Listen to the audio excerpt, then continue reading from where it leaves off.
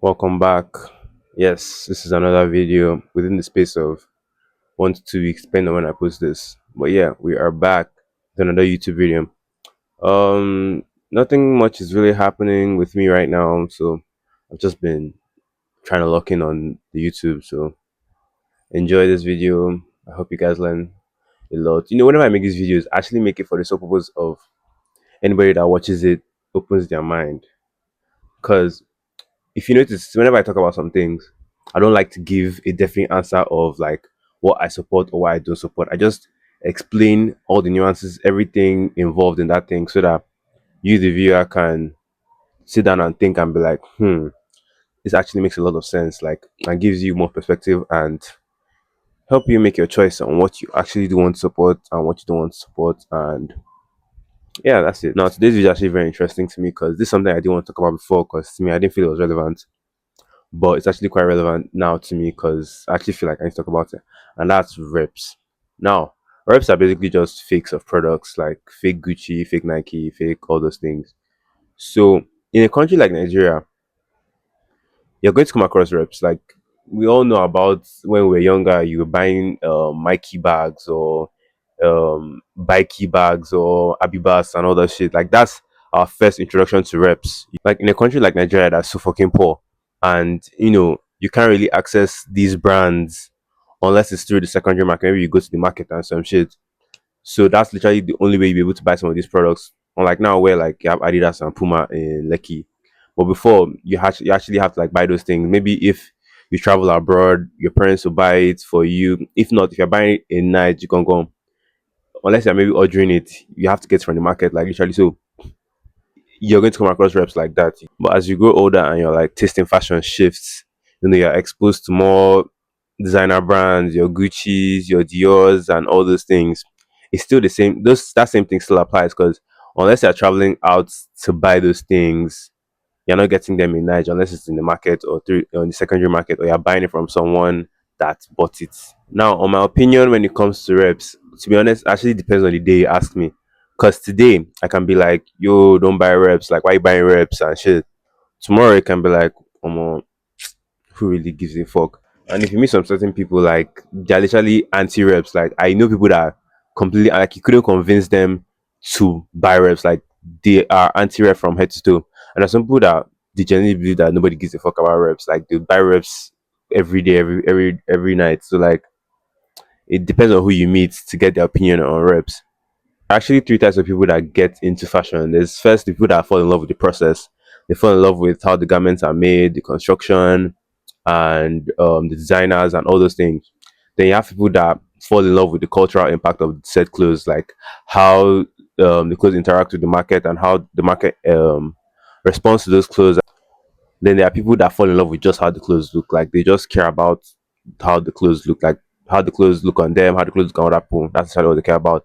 Now, those people that I mentioned, the last one, the ones that only care about how the clothes look, they're more likely to not give a fuck about reps. Like they wear reps because at the end of the day, they just like how the clothes look. Now, those that care about the process, they're more likely not to be anti reps from head to toe. Now, the second one, those that care about the cultural impact of the clothes, they're more likely to be in the middle. Me, I'm just going to explain what I think are upsides of reps and what I think are downsides of reps. Because to me, it's not as easy as saying, oh, reps are bad or reps are good or I don't care about reps. Because if you look at the fashion ecosystem, whether I like it or not, reps are here to stay. You can't get rid of reps. Like reps have existed since the house of Gucci was formed. Like reps have existed since then, and it's not something that you can just come to there and stop. Like there's literally a whole $1 million industry involved when it comes to reps. So reps are here to stay, and as reps are here to stay, you have to look at the fact that they do have their upsides and they do have their downsides, and the upsides are kind of limited to a certain group of people, which I'll explain, and the downsides are also limited to a certain group of people. And these upsides and downsides also depend on how you look at it, like what angle you look at it from, because that upside can also be a downside, and that downside can also be an upside. So yeah. Now, one of the things reps provides is access, because right now fashion is in a place where everybody wants to look fly. Everybody wants to dress like a favorite rapper. Everybody wants to recreate their Pinterest boards. Everybody wants to look like Kanye in 2014. Like Everybody just wants to have swag because right now swag is a social currency and nobody wants to be left out. Nobody wants to be broke in that social currency. And if you look at what the Pinterest boards, the favorite rappers, what everybody's wearing, it's designer. So what's the fastest way to be fly like your favorite rapper, favorite anything? You buy that same designer and you wear it. But that's the problem. Said designer is not cheap.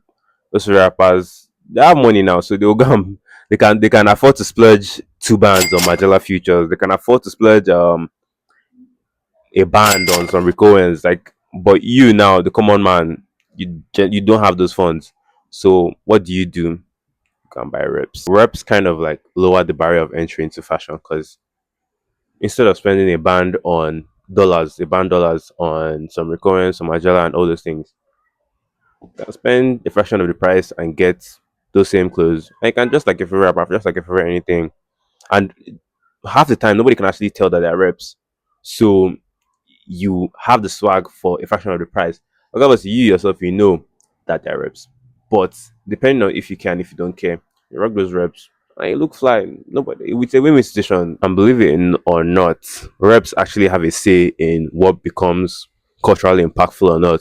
Because it's because some things are very popular that they become reproduced as reps.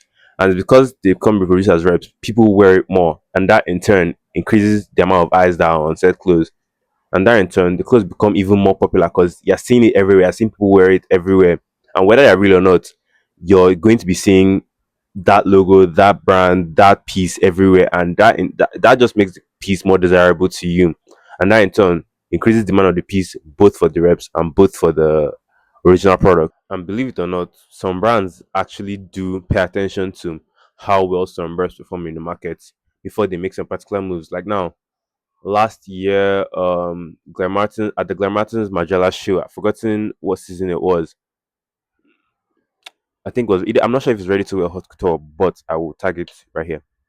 But at the Glenn Martin's Magella show, they brought back the Magella features for that season. They even upgraded the design, so they brought out the original Magella features from back then, and they still made a recent version. Why do you think they did that? It was a very strategic decision. If you go everywhere right now, just search Magella features. Magella features are probably the most popular shoe in the fashion space right now.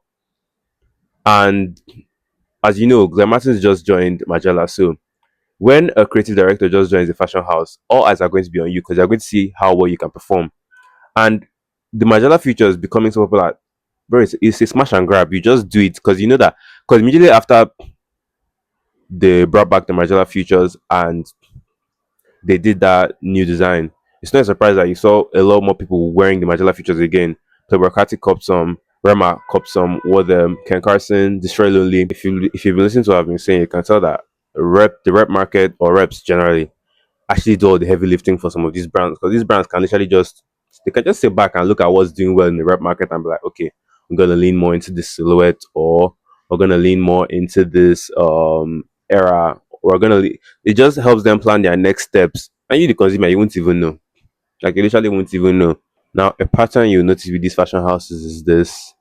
They'll release a piece, the piece will peak for that era, the luxury house will move on, the rep market brings it back and keeps the name of the piece alive. The nostalgia will keep building. People will not be like, oh my god, the piece was actually mad popular during this era. Then the luxury fashion houses will come back and be like, damn, this piece kind of doing well. And they will release the piece again with nostalgia beats. That's another reason why everybody's nostalgia beating right now because reps are making brands look back at some of their pieces and they're like, okay, this piece actually did well. Because if you notice, luxury fashion actually isn't doing that well in the market right now because nobody can afford new designers. So everybody's buying things in secondary market or in the rep market. So these brands are now looking back into the archives and like, what was doing so well that we can bring back and make a little money off of.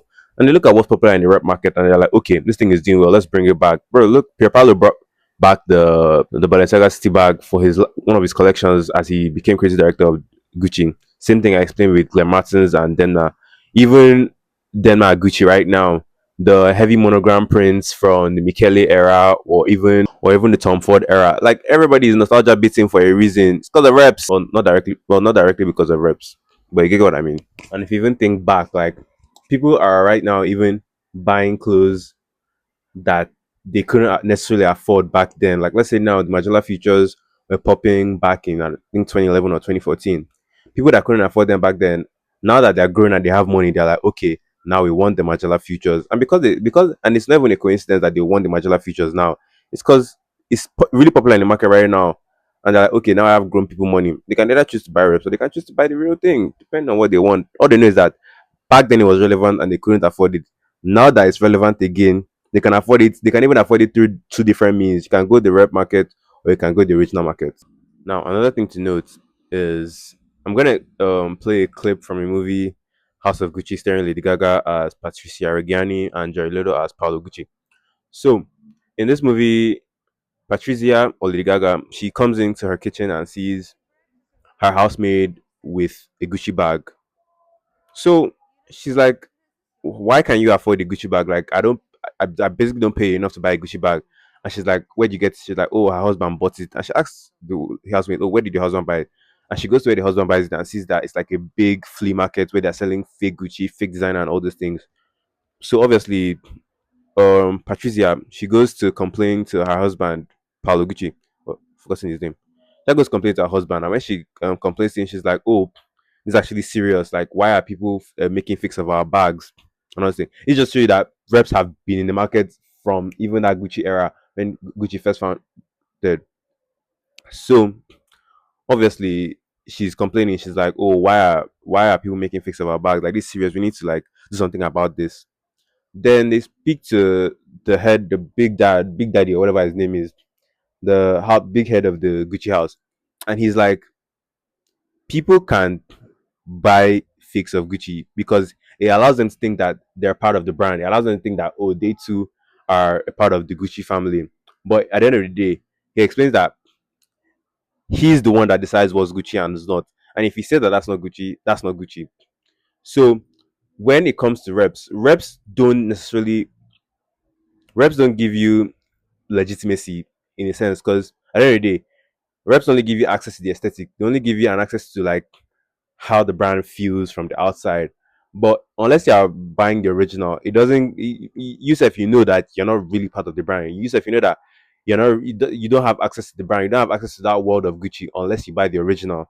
So you that buys fakes and you that buys original, you might think that there's no difference because oh my god, I'm also like they look the same, but there's a big difference because buying something from a brand or being a part of your brand is different from just having the clothes. Like you can have a brand clothes and you won't generally be part of that world. If you understand what I'm saying, I don't know if you understand where I'm going with this, but I'm going somewhere. So the thing about reps is that even though the clothes look the same and it's very hard to tell the difference, it still exists in a social hierarchy. So there's still the real product and reps are significantly at a lower part of the food chain. Now I'm going to talk about reps with specific regards to Nigerian markets. In countries like the US, Europe, and all those places, if you want to buy designer, you can buy designer from different places. You can buy designer straight from the brand. You can buy designer from the secondary market, or you can buy designer from people that have it. Basically, secondary market to get. But in Nigeria, buying clothes directly from the brand is harder because you know how Nigeria is when it comes to like customs and shipping and all those things. Like it's super expensive, and even if it does come to Nigeria, clearing and all those things, like it's just terrible. That's one reason why it's very hard to get clothes original. You get so for a lot of us, including myself, the best way to get designer is in the secondary market. And one thing I like to say about secondary market is that what I like about buying designer in general is that if you're not buying it from the brand directly or someone that you know bought it and you can see the receipt of where they bought it, there's literally a 70% chance that you're buying fake. Now, there's ways to combat buying fake. You have to literally just look up the brand, like look up and become accustomed to how fakes look like so you can be able to tell the difference between the two. Well, if you're not the kind of person that knows how to tell the difference, is you can pay full price for a product and still end up buying fake. And even when you don't pay full price for a product, like I say now, you find it for what you think is a steal. There's still a high chance that that thing can be fake. Like now, there's in Nigeria, in Lagos right now, the Balenciaga city bag. There are so many Balenciaga city bags online right now in Lagos, but a lot of them are real, a lot of them are fake. So unless someone that knows how to differentiate between the two, you can pay I think going rates for like a city bag should be like let's say between that 30K to 60K. That's how much people would normally sell it on all these thrift pages. So you can pay 60K and buy fake. can pay 30K and buy fake. You can pay 60K and buy real. I can pay 30K and buy real. You get what I'm saying? So like it all depends on you, how you're able to determine which one is real and which one is fake. And even at then, that's still a game. Like it's just a game. And that's the thing. You're not buying these pieces straight from the designer. You're not buying these pieces straight from the brand. So you can't. I won't say you can't be choosy. You can't be picky. But like at the end of the day, there's generally just a high chance that you can buy fake. So what do you do when you buy these fake? Now, do you cry? I'm like, oh my god, they're fake and this thing, or do you just rock it? 'Cause at the end of the day, Nigeria is so poor. Like you sometimes, sometimes for me, I try my best to be cautious of when I'm buying things because I want to buy the absolute best and I want to buy like original you get. But sometimes it's generally just so hard. Like you just end up buying fake and you just be like, oh my god, what am I gonna do? I end up just wearing the clothes because I don't really who really cares. That's how I feel some days, Sha. Because some days I won't even wear it. I just be like, damn, you're actually fake.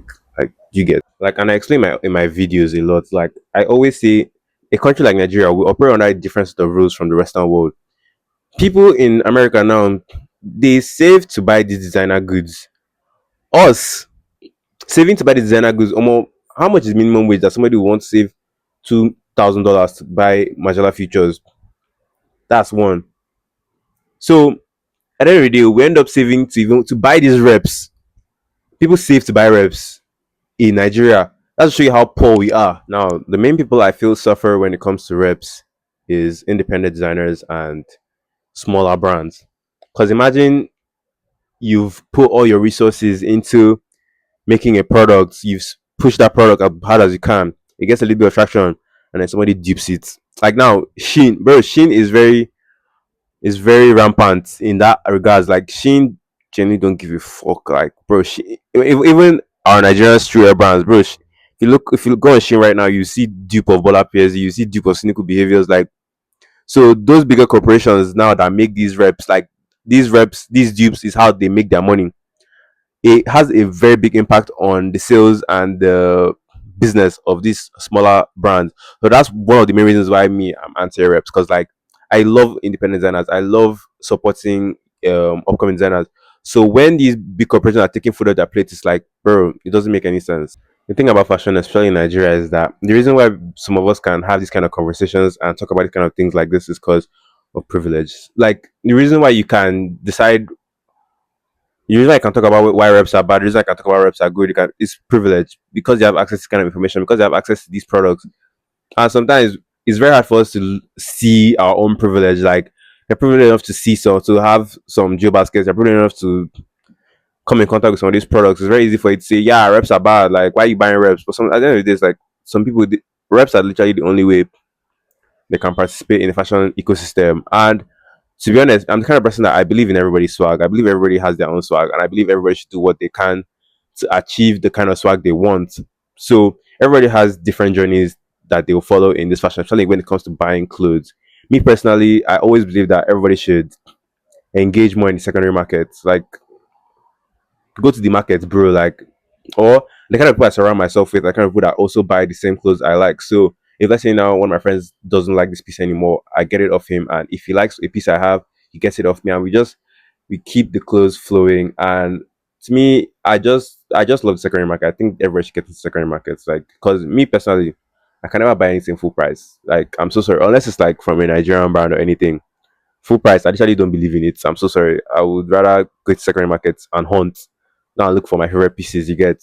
I think the last piece I bought full price was the Molola X Marc Jacobs, and that's because I love Molola. So yeah. Now, will I say reps are good? Will I say reps are bad? To me, it depends on you. It depends on what you think is good and what you think is bad. It depends on your values. It depends on how much you actually care. To be honest, like to me, I'm gonna keep my answer to myself. Like I said, I haven't said it already. Like it depends on the day you ask me, because sometimes I recognize that even to get these reps, they struggle. I'm talking about from like a personal aspect, not from like the corporations aspect. From personal aspect, I believe that do whatever you can to like get your swag up. Like everybody loves swag. Who doesn't love having swag? But like learn more about these brands and get better at identifying which one is real and which one is fake. Me, I won't even lie to you. I've bought some pieces thinking they were real and they ended up being fake.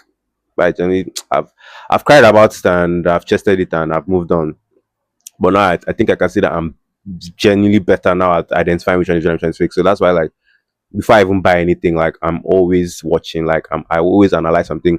If you're watching my videos and like you own a thrift store and I bought from you, you know that I always ask some questions. I'll tell you to open the bag, like show me the label, show me the care label, like let me see that thing so that I'll know whether it's real or it's fake. But yeah, but from the corporation aspect, like the thing is, reps also add to this. Also, it's also kind of exploitative because all these labor, exploiting labor in all these China and Asian countries. Like, so that's another aspect of reps that I don't really want to talk about because I'm not really well informed in that aspect. But yeah, I have some plans this month, so I do plan on making a vlog for you guys because I feel like you guys should see some cool stuff I do. But sometimes I kind of person I live in the moment a lot, so for me to pull out my phone and start recording, like it's really hard for me. But I think I will because I go on set twice this month, at least two confirmed sets that I'm going on. So yeah, I love you guys. Hope you guys learned a lot. Like, subscribe, share, send to your friends, so your friends can love me too. Because I know you guys love me and I love you.